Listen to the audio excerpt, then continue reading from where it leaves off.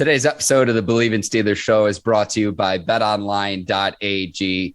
Basketball and hockey are over. We're going to go full swing into Major League Baseball. I've got some UFC fights. I know the NBA offseason, something you can wager on as well. But if you want to place a bet on any of the sports action, betonline.ag is the place to do it. Any sport, anytime, 365, 24/7. Make sure y'all go to betonline.ag. Ike, I almost forgot Wimbledon as well. Great tennis tournament as well. So we got you covered. Head over to the website. Use your mobile device to sign up today to receive your 50% welcome bonus on your first deposit. Just use our promo code Bleav, that's BLEAV, to get the bonus and get into the action. Bet online where the game starts. All right, cue the music. It's time to start the show.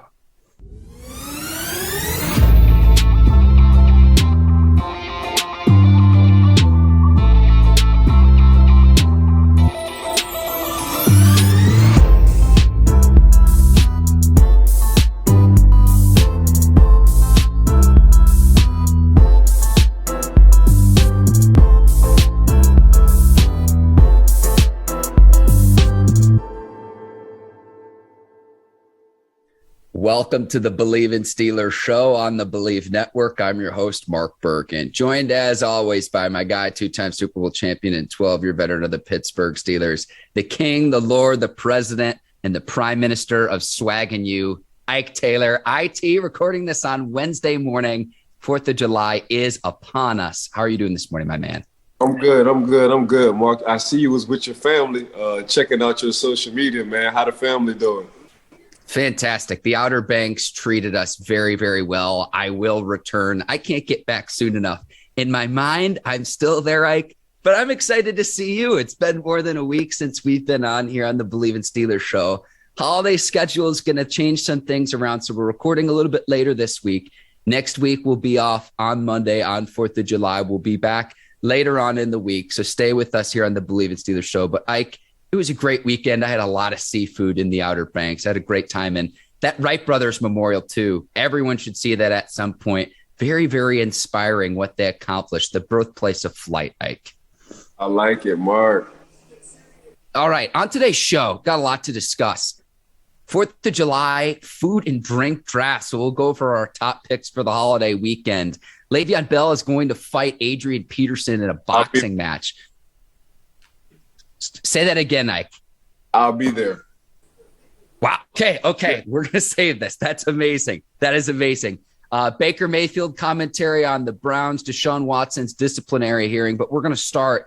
Our guy, TJ Watt, nominated for an ESPY Best NFL Player. He'll go against 3 other nominees. Cooper Kupp from the Rams, Aaron Rodgers from the Packers, and Jonathan Taylor from the Colts. And Ike, as much as I love TJ Watt, I'm telling you right now, I know how this works.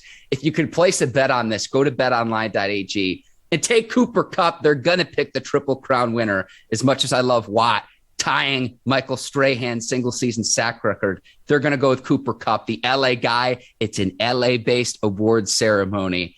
I would argue TJ Watt is deserving, but I think that the ESPYs are going to go with the LA product and Cooper Kupp. Do you think I'm nuts? No, I don't think you're nuts at all. They're definitely going to go with the home team. But it's deservingly that he should get it, to be honest with you. To have a Triple Crown is hard. He's one of the few to ever do it in the NFL, and we're talking about Cooper Kupp. Now, TJ Watt also is one of the few to do it, and we're talking about sacks who tied Michael Strahan. But Jonathan Taylor, too, had an absolutely tremendous season as a running back for the Indianapolis Colts. But it's just going to be hard. Not only I'm in L.A., but I did something only a few in the history of the NFL ever did when it came down to that wide receiver position. And the ESPYs are in L.A. You might as well go ahead and give me the Triple Crown, and you might as well give me the ESPY Award as well, too. That's Cooper Kupp.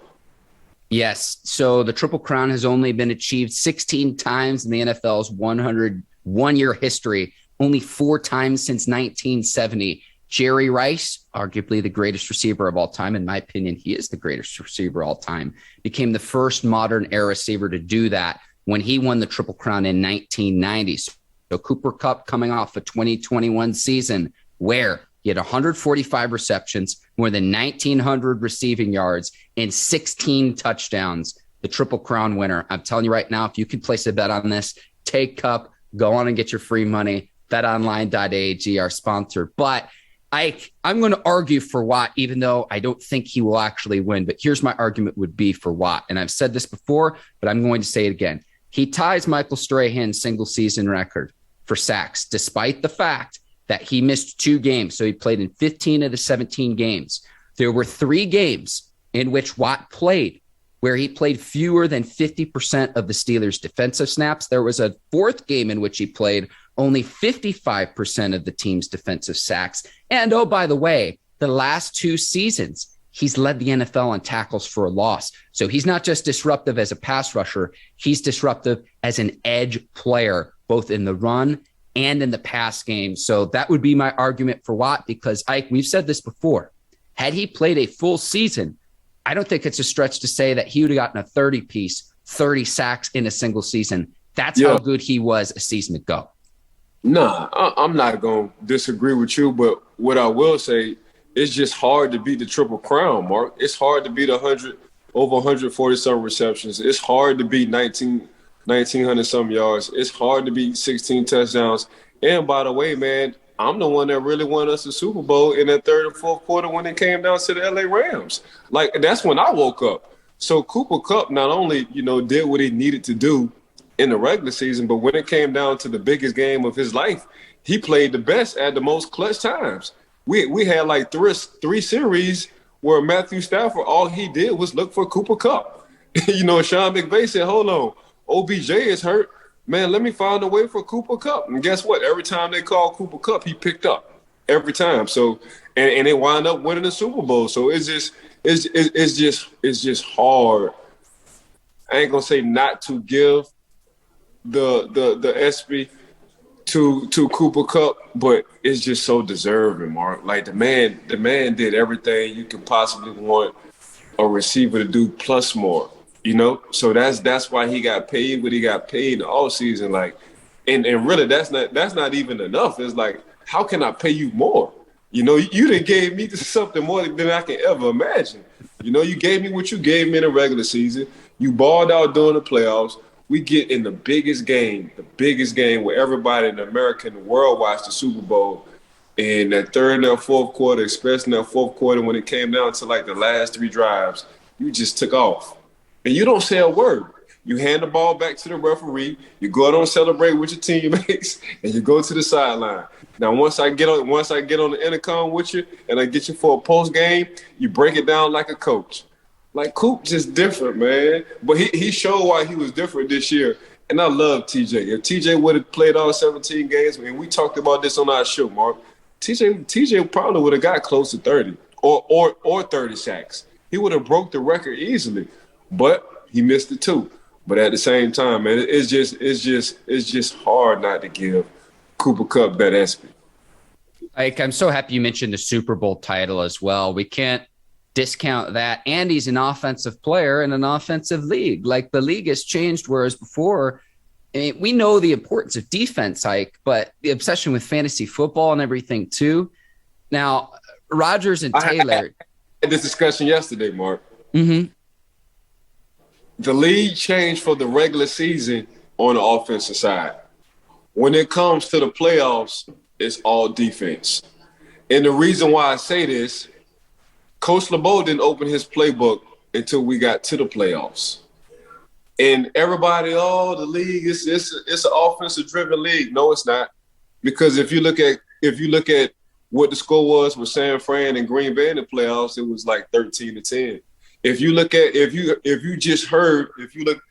heard Sean McVay when they did the LA Rams documentary, when he was asking for the big plays, he wasn't saying Matthew Stafford. He wasn't saying Cooper Kupp. He said, AD, I need you. AD, I need you. AD, I need you. That's Aaron Donald I'm talking about.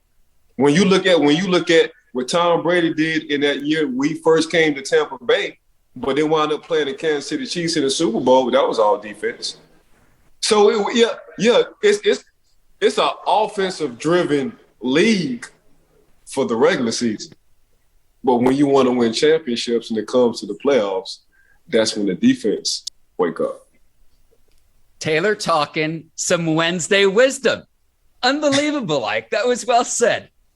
No, I had this yesterday, and And I kind of thought about it, and I broke it down just like how I just broke it down right now, Mark. The other two nominees, Aaron Rodgers had a very good regular season. Jonathan Taylor, more than 1,800 yards on the ground. My argument would be this. With Rodgers, I just don't see them giving it to him, especially given that the other Cooper Kupp won the Super Bowl. And then Taylor, nice 1,800-yard season, but looking back at previous ESPY winners, if you're not going to give it to a player when he eclipses 2,000 yards, why would you give it to a player when he eclipses 1,800? Not to take away from Taylor's season, but right. just looking back at history. Right. No disrespect to Aaron. Like what? Aaron Rodgers starting to look like a regular season quarterback. That's what he's been doing, looking real good in the regular season. Playoffs ain't been looking too good for AR-12. Jonathan Taylor, there's no disrespect, but 1,800 yards is, not a lot of people don't get to see 1,800 yards as well, too. I know that two-piece, that 2,000 sound better than that 1,800, but you just said the best. If you couldn't give the man who had 2,000 yards, an opportunity to get the ESPY, it's hard. It's hard to give it to a guy who has 1,800 yards. And there's no disrespect to Jonathan, you know what I'm saying? But that Triple Crown, man, I think you nailed it on the head when we first got on the show, Mark. That Triple Crown, that ESPY Award is going to go to Cooper Kupp. I'm just trying to put some pocket into the coin for our listeners and viewers, Ike. So if you could get on this bet, I'm telling you right now, take Cooper Kupp, maybe throw it into a parlay because it is inevitable he will win the ESPY. And we'll look back here later this summer when they actually have the awards ceremony. I'm going to say, hey, I told you so. One other player in the AFC North nominated for an ESPY award, and that's Joe Burrow for comeback athlete. And I think he's got good odds to win. The other nominees, Klay Thompson of the Golden State Warriors, Trey Mancini of the Baltimore Orioles coming back from cancer, and then Diamond DeShields from the Phoenix Mercury. I think Burrow's got a very good chance to win that award too. So maybe make a parlay. Cooper Kupp, best NFL player, best comeback athlete, Joe Burrow. We'll keep it in AFC North, a little a two-piece parlay, if you will. Yeah, I bet on Joe. The comeback player, I bet on Joe. And the only reason why, even though I just thought about it like Klay, they just won a championship, so it's hard not to. But I don't think it was the old Klay Thompson when it came down to these playoffs pushes for the Golden State Warriors. I know for a fact, and it's proven, if Joe Burrow wasn't quarterback for the Cincinnati Bengals, they wouldn't have made it to the Super Bowl. And that's how good that young man is. So if this was Steph Curry comeback mention, then I say Steph will have it over Joe Burrow because Steph is like the guy over there. And he's the reason why they won it. But it's Klay. And this is no disrespect to Klay, but I'm going to take Joe Burrow over Klay right now because Joe Burrow has been consistent. He's the starter, and he's the it factor for the Cincinnati Bengals. I hope that they actually do this based on merit and not based on, okay, ESPN has a lot more NBA programming than it has NFL programming, and this ceremony will be in Los Angeles. Golden State Warriors are a California team. Let's listen, do it based on merit. Give the award, whoever picks this, truth serum. It's got to be Joe Burrow coming off an ACL, 51 sacks in the regular season, won a postseason game, despite the fact that he got sacked 9 times. I was thinking about this because we've talked about this here on the show. Is there any other quarterback in the league who could get sacked 9 times in a playoff game on the road against a number 1 seed and go on and win the same game? Because there might be 1 or 2. There aren't many. I don't know if there are any in the league that would be able to do that. And Joe Burrow did it. It's the composure, Mark. Like usually when we say usually as players, when quarterbacks get sacked and they get hit hard and early, they kind of start seeing ghosts. So they get the itchy feet. They get to reading their progressions real fast and not waiting and anticipating because they scared to keep getting hit. Joe Burrow is just like, hey, it's just part of the game. That's just attitude. Okay, you sacked me. It's just part of the game. Like I'm not going to waver off my movement. I'm not going to try to rush my progression. I'm just going to let everything. It's ebb and flow with him. Okay, y'all got y'all shots on me. I'm gonna get my shots on y'all. See, my personal opinion, I think Joe look at it like a boxing match. Like, okay, we got 12 rounds. They beat me the first 4 rounds. But after that, I got 8 more rounds left. I'm about to smoke y'all. So it's just Joe has a unique ability to kind of tune out, my personal opinion, Mark, to kind of tune out what we think he should feel like. If you hit Tom Brady 8 times and Tom Brady is a statue, he's not the GOAT. And the reason why I say statue, every stadium should have a statue of Tom Brady. That's how I feel about Tom. But you hit Tom Brady 9 times, it's going to be an issue. You hit Aaron Rodgers 9 times in a game, it's going to be an issue. It's just the ability of Joe Burrow just to overcome past adversity. That's just what the young man do. Like, the good man dropped him on earth just to play quarterback and stay cool, calm, collective, and smoke a Ike Taylor one-of-a-kind stogie. That's just what Joe Burrow is. I love the shout out to the Stogies. As always, we'll put your social media info in the show notes, Ike. So if people are interested, they can check that out. The one-of-a-kind cigar line. Ike, I love that. It reminds me of Ben earlier in his career too, Ike, because when he was retiring this last year, I Bleav it was ESPN put together this piece where they talked to a bunch of former Ravens players about what it was like competing against Ben Roethlisberger. And I think it was Bart Scott who said, like, he absolutely tattooed, annihilated, crushed Ben Roethlisberger. And he gets up, and it like would have broken any other player, any other quarterback. Ben just gets up, probably in an immense amount of pain, shrugs it off, and goes, next play. And what that does to demoralize an opponent when it's that relentless pass rush. And remember, back in the day, you could get away with a lot more defensively than you can now in terms of the protections that are in place for player safety and specifically the quarterback position.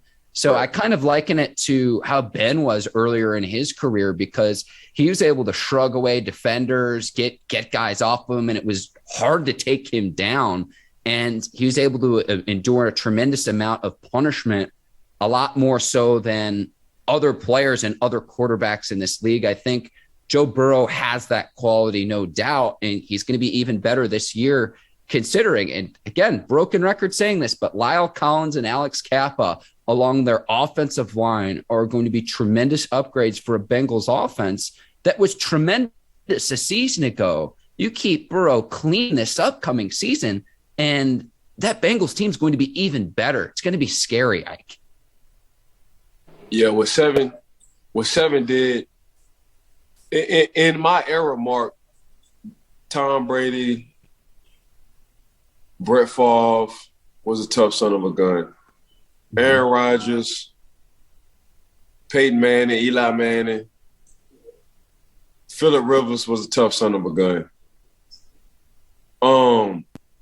But you gotta be Big Ben to play for the Pittsburgh Steelers. His toughness is unmatched.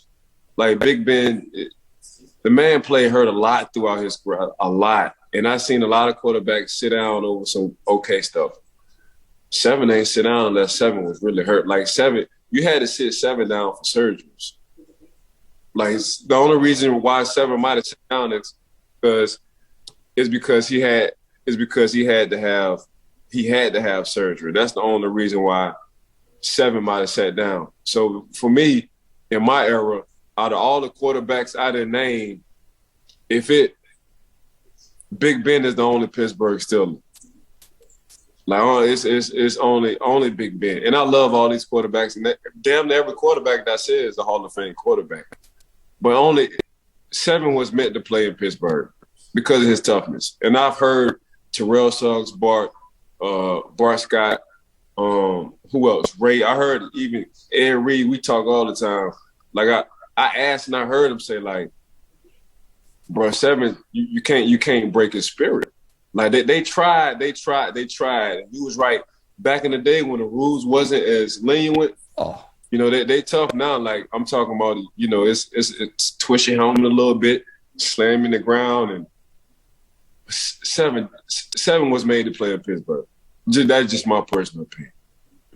I'll leave it at this. For anyone who doesn't know what we're talking about, go back and watch America's game, either Super Bowl run that you had from the first Super Bowl 40 or Super Bowl 43. Go back and watch, and the physicality, it's like watching a different sport compared to what the NFL is now here 10, 15 years later. So go back and watch that and watch the physicality of the game. And to me, it was almost as if you're playing an entirely different sport for what was allowed for players being able to hit each other in the physicality in the league, which doesn't exist nearly to the extent that it does now. No, I agree. We need to move on. Deshaun Watson's disciplinary hearing expected to continue today. So we are recording this on Wednesday. Not a whole lot of information came out on Tuesday. Now, there are reports out there that Watson is going to be suspended indefinitely. He's going to be suspended for at least the entire 2022 season. And people need to start watching and listening to our show, Ike, because this is something that we told you was going to happen. And Ike, this was one of the questions I had, where if you're in Roger Goodell's shoes, what do you do in terms of making a decision? And some people might say, well, an indefinite suspension, that's unprecedented. And it is actually. We saw it 2 years ago, not to compare the allegations with Watson, but to say that indefinite suspensions have happened when the league suspended Myles Garrett for the helmet swinging incident against Mason Rudolph. So I want to just put this here, and we're talking about the NFL's perspective of this. I don't want to underscore the seriousness of the allegations against Watson, but as it stands right now, we told you that this was a possibility that could happen. I don't want to say too much more. I would expect him to face a suspension, if not season long, an indefinite suspension as these hearings continue.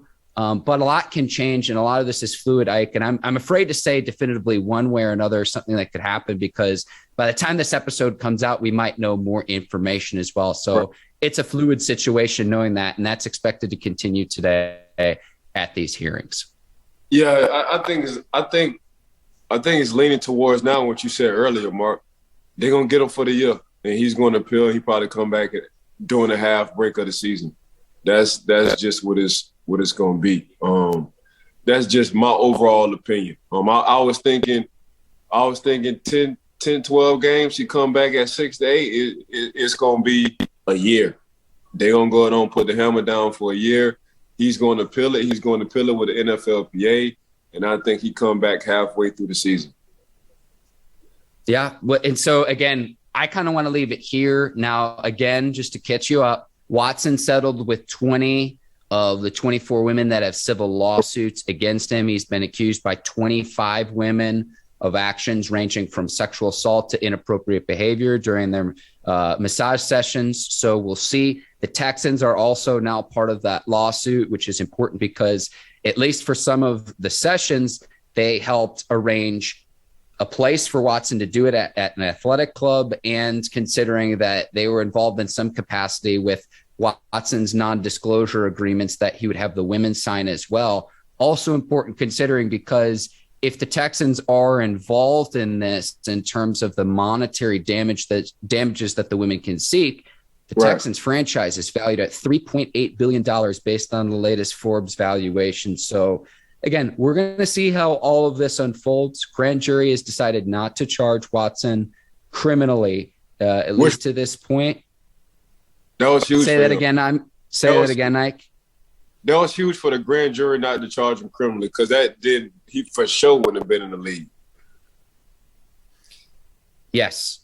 Now, again, with these civil suits, because the women are seeking monetary damages, the burden of proof is much lesser on a civil suit than it is a criminal trial. And if this does end up going to trial, it won't happen until 2023. So again, we'll see how all this plays out. And again, from the NFL standpoint, the hearings are going to continue today. Again, by the time you hear this, we might know more information. So we'll move on from the Browns' perspective, Ike. I saw that Baker Mayfield spoke with media members at his football camp in Norman, Oklahoma, saying both sides have moved on. And I couldn't help but chuckle to myself, because I know the Browns signed Jacoby Brissett in the offseason. Baker Mayfield is still under contract for a full season with the Browns. So it's like, I know they haven't been able to make a trade. There have been discussions with the Panthers. I still think that that's a possibility.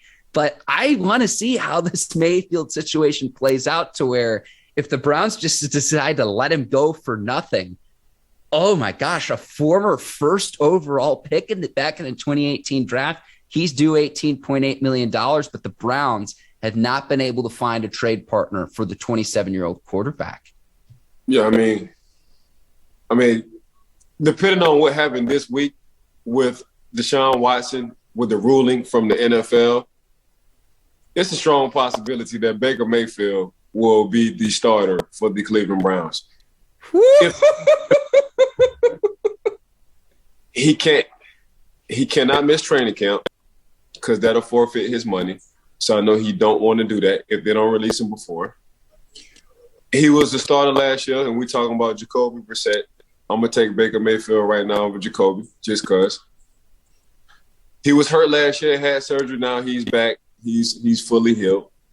He took a lot of criticism coming from OBJ dad, and not OBJ, but OBJ's dad with the video from last year. He took a lot of criticism from us as well, from the media. And he still was able and still wanted to play ball, even though he was hurt and injured badly. So throughout all this, yeah, Baker said both sides kind of mutually wants to move on or will move on, but not right now. Y'all can want to move on if y'all want to, but not right now until we know what Deshaun Watson, what the ruling is with Deshaun Watson. You're still in Cleveland. And depending on what the ruling is for Deshaun Watson, you have a strong possibility or you will be our week one Cleveland Browns starter. That's my personal opinion because Baker don't want to mess this up. That still give him an opportunity to build his resume, to show that he can bounce back, one, from his injury and everything else that has happened around him. Two, it'll be better for the trade. So I'm working on my money and my trade deadline, and I'm getting my $19 million anyway. I'm not going to let that 19.8 go. You know what I'm saying? So that's and I'm building my resume, and I'm showing y'all that I'm more healthier now, and I'm more mature, I even saw his little clip. Like you can kind of tell he's getting into being a professional and talking like a professional quarterback over everything that has happened. Now, this had to happen for him to get to that point, but some people never get it. Hopefully, it's looking like Baker Mayfield gets it now. And I thought we were here 2 years ago leading up to the 2020 season where he leads the Browns to the playoffs for the first time in like 2 decades, won a playoff game against our beloved Steelers, and the Browns hadn't won a playoff game before that until January 1st, 1995. But Ike, Mayfield back in a Browns uniform to start the 2022 season. I say this from personal experience, Ike. It's almost like getting back with an ex-girlfriend. Or another analogy I would make is, trying to put toothpaste back in the tube. It's like, how did we even get to this point? But this is a very real possibility because if Watson is gone for the season, the Browns are in a position to win right now. Look at every level of their team, the talent that the Browns have. They thought they were right there because they almost knocked off the Kansas City Chiefs 2 years ago in the playoffs. And they were right there. If they're a quarterback away, Mayfield might be the best guy in the final year of his rookie deal, especially if they can't find a trade partner suitable to what his value is.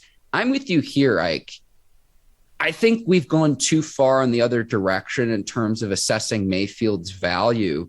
And if the Browns don't feel like that's there, maybe they let this ride out to say, we want you back. But man, again, it's like putting toothpaste back in the tube. Just given everything that's happened, it would be a crazy, crazy scenario. Yeah, but he's built for this. This is exactly what Baker Mayfield is built for. Everything he's going through, that's his personality. He's built for it. Just look at his college career. He was a walk-on. He went to, was it Texas Tech? What college? Texas Tech before he went to Oklahoma. Oklahoma had to prove and show out. Then had to prove and show out. Wind up, did he win the Heisman? Yeah, of course. Wind up winning the Heisman. Was he the first pick in the draft? In 2018, yes, sir. Wound up being the first pick in it. So I go from being a walk-on to winning the hold on. I go from being a walk-on, transferring to another college, winning a Heisman, to a first pick in the first round, and taking my team 3 years after to the playoffs, and we go and beat the historically good team, the Pittsburgh Steelers, who we had problems with since I've been watching football as a kid. I go out there and I beat them at home. Let me piggyback off this too. Like, different head coaches, different offensive coordinators, different general managers than initially drafted him when he joined the Browns in 2018. Then y'all get Deshaun Watson. Y'all pay him. Y'all guarantee him $240, and y'all want me to be cool with it. But y'all knew I was playing hurt the whole year. Yeah, I might. My post game interviews might not be right. I might not be as strategic as I should be when it comes down to the podium. I understand that now. But man, I'm built for this. Man, you know what? I need some more. I need y'all to sign another quarterback for $240. Because Baker Mayfield is built for this. I'm talking like Baker Mayfield. If you just look at what he has been through before the NFL and how he acts and how he responds and his personality, it's Baker Mayfield all day. But don't let Baker Mayfield get on the field this year. If they let Baker Mayfield get on the field this year, it's going to be some problems, I guarantee you. All right, we need to send you with Mayfield. When we're renegotiating the progressive commercials, let's order a new season of Baker Mayfield on the progressive commercials, and Ike, in that negotiating room, we need you there with him, because that's heck of a case on behalf of Baker Mayfield. I actually kind of like him in the progressive commercials. Other people don't, but I think that they're entertaining. And look, if the whole NFL quarterback thing doesn't work out for Baker Mayfield, I think he has a future either there, maybe as a commentator, because like there is something about him when he is playing right. And on the back half of the 2020 season, he was playing as good as any quarterback in the league, Ike. And it's not to say that, okay, can he do that for a full season? Can he stay off social media when he doesn't need to be responding to people like us or Colin Cowherd to do what you need to do to be a successful NFL quarterback? And he is best when his back's up against the wall, like you said, with everything he's overcome in his career. Man, if he's back in a Browns uniform week 1 of the 2022 season, it's almost July, Ike, and the hair standing up on my arm just thinking about this, because if you'd have said this weeks ago, I would have thought you were nuts. Depending on what happens with Watson, this is a possibility, because if Watson's gone for the season and you're the Cleveland Browns and you're loaded at every other position, are you really going to roll out with Jacoby Brissett week 1 of the 2022 season? Bring him back. We'll see what happens. Ike, to the boxing ring, where your former teammate Le'Veon Bell and Adrian Peterson are going to be boxing in an exhibition match July 30th at the Crypto.com Arena in Los Angeles. Ike, you're going to be there. This is going to be incredible. I'll be there. I talked to Le'Veon. I told him I'll be there. He said, pull up. So that's exactly what I'm going to do. So I'm going to go ahead and slide out there. I'm going on support my old teammate, man, because he's been doing this for a while. He's been, and now he's really seriously getting into it. So I was telling people, man, like, I think I had the lowest body fat percentage. I was like at a 3.7, and Le'Veon was like at a 4 point something. Le'Veon was like a 4.5, whatever. The next year, we get a training camp. The next year, I'm like at a 3.7 again, but I see I'm in second place. I'm like, man, who beat me with the body fat? They said, Le'Veon. I said, man, get the heck out of here. They said, yeah, he's at 3.0. I said, what in the world? Like, the dude then shredded up. Like, that's how competitive he was. All he did was drink water and fruit. That's all he did. But he's into this boxing now. So, you know, boxing, you got to watch your weight. You got to stay in shape. You got to stay healthy. So that won't be an issue for him. Adrian Peterson, from my personal experience going against him and seeing him, he's just a freak of nature. So that's exactly what he is. Like, he just wake up shredded, don't have to lift a weight in the world. You know, big calf muscles, lean, got a 12-pack, not an 8, not a 6, got a 12-pack, but he just wake up like that, just getting out of the bed. So this is going to be a good one, but I got Le'Veon all day. I'm going to go to betonline.ag and make sure I put some money on Le'Veon Bell.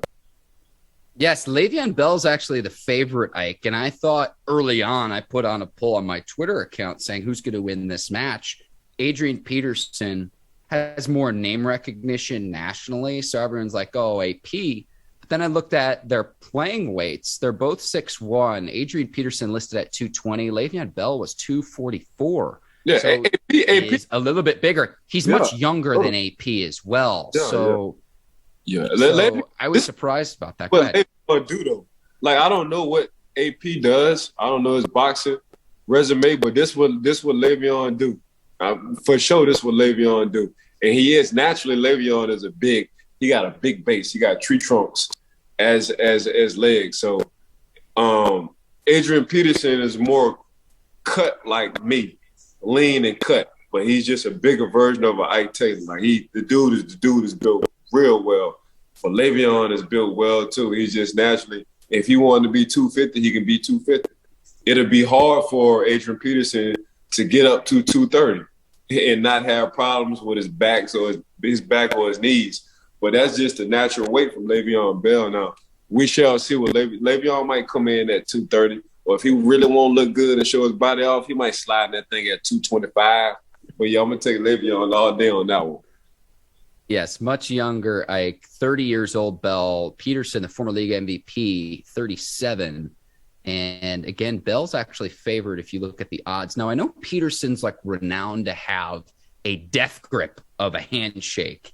And I've got a bunch of quotes here of people who have talked to him, who have interviewed him, who have been teammates with him, where it's just like he could easily break your hand just based on a handshake. So I know Adrian Peterson is strong as hell too, but I can't wait to watch this. Go ahead. We call them old people hands. We call them old mechanic hands. If you look at them old down south mechanics, where their hands just all cut up, they don't use no gloves, they knuckles big as hell. That's AP. Like AP got that old them old people hands, man. That old death grip, that's something else. Like when this is all said and done, we should take both of our body fat percentage and we'll see if I can get down to the 3%. I got to get on the Ike Taylor diet. Yeah, I just did my body fat. I was sitting at 5.7. It's pretty good, Ike. That's pretty good. See if there's anything else here. So again, this fight will be on July 30th in LA. Comes after, I know Frank Gore fought Darren Williams. So a lot of athletes kind of crossing over into the boxing ring now too. And you're talking about two players who could still probably play in the NFL somewhere if they wanted to, but I'm excited to watch this. And it started out as a rumor where it's just like, oh, okay, maybe we'll have some fun with this, but this fight's actually going to be happening, Ike, and it's going to be fun. It's official. Because Adrian was supposed to fight somebody else backed off, so they wind up getting Le'Veon. All right. And Ike Taylor's going to be in the building. So as we get closer to that, Ike, we'll bring that back up on what your experience is out in La La Land. I'm really looking forward to that. And speaking of which, Ike, the holiday season is upon us. 4th of July is on Monday. So I thought it would be fun. You could pick, I don't know, somewhere between 3 to 5 foods each. I will let you have the first pick. Food and drink, what's on the table for 4th of July in the Ike Taylor household? I'll give you the very first pick, and we can kind of go back and forth on the merits of what you want to eat and drink on our nation's birthday. Yeah, well, I don't eat meat, so when it comes down to Thanksgiving, my mom would usually do me like a seafood gumbo. But honestly, I'm a side guy. I start off with dessert. So give me the bread pudding, give me the white vanilla cake with the ice cream, give me the sweet potato pie. That's how I'm gonna start off. I'm waking up in the morning. I'm starting off like that. Then throughout the day, I'm gonna pick on the baked macaroni and cheese. I'm gonna pick on the cornbread. I'm gonna pick on the collard greens.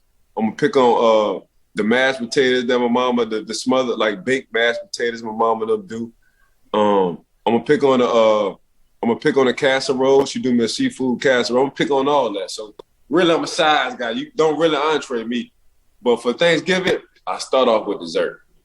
I promise you, I get down to about 170. I go work out at the gym for about 3 hours, get down to about 170 mark. So I can have that 10-pound that 10-pound window. Gee. Boy, I be good, boy. Boy, I be good. I be good. But that's how I start off though. I like how you just act as if you could just shed off lard and drop 10 pounds like that. But Ike Taylor doesn't play by the same rules as everyone else. Easy. So you picked mac and cheese. Mac and cheese was on my list. I'm telling you this right now, just some advice. Show up to any party with shrimp cocktail, you'll be the hit of the party. Anywhere I've gone for any occasion, you show up with a shrimp tray and shrimp cocktail. That needs to be on my list. Corn on the cob as well, like you said you liked sides. Give me some nice grilled corn on the cob.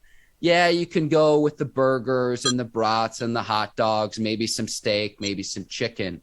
I'm telling you this right now. Kebabs, I could put anything on them. I could put your seafood on them. I could put chicken kebabs. I could put beef kebabs. I've got a marinade kebabs, and it's crazy because I know I'm old now, Ike, because Mark, I don't mean to cut you off. But I haven't had a seafood kebab in a minute, bro. Oh, that's easy. And I've got my own marinade too, Ike. And I'm telling you this right now. Here's how I know that the dish is good. I used to be the pickiest eater as a kid. My favorite part now of the kebab is the onion. Oh, yeah.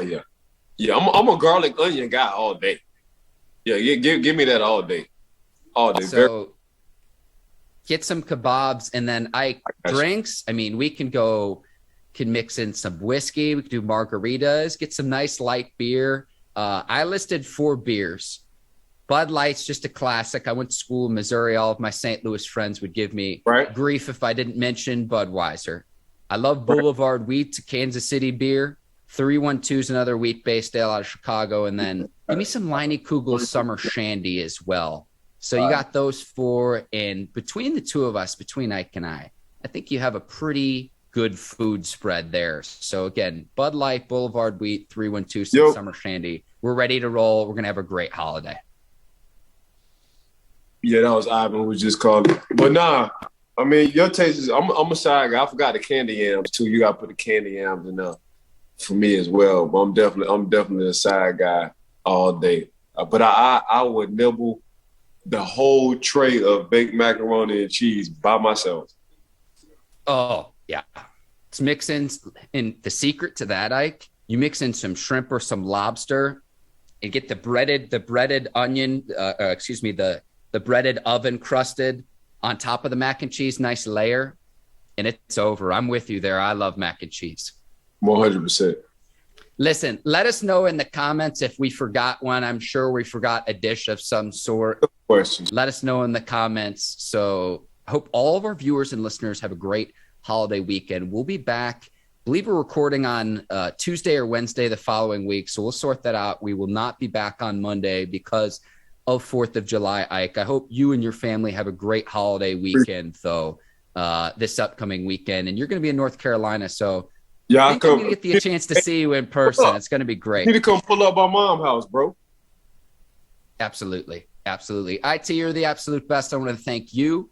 I want to thank the Bleav Network. I also want to throw in our producers at Brinks TV. I want to give them a special thanks, led by John Brinkus, Courtney Vargas, Herbert Diaz, Lucy Oden, and producer Yincy. Today's sponsor of the Bleav in Steelers show is betonline.ag. And I want to thank the listeners and the viewers of the Bleav in Steelers show. I know it's the offseason, but we're going to keep rocking all offseason long as we get closer and closer to the start of training camp and the preseason, just a few weeks away here. Make sure y'all rate and review us at a 5-star. Give us that 5-piece, man. We appreciate everybody just tuning in. I second everything Mark said because this is the Bleav Network family. So we're not nothing without everybody working behind the scenes. So I appreciate everybody who has been working behind the scenes. And I hope everybody have a good 4th of July as well. For Ike Taylor, I'm Mark Bergin. Thanks for watching the Bleav in Steelers show. We will see you next week. Have a terrific 4th of July. Until then, take care and so long, everybody. Peace.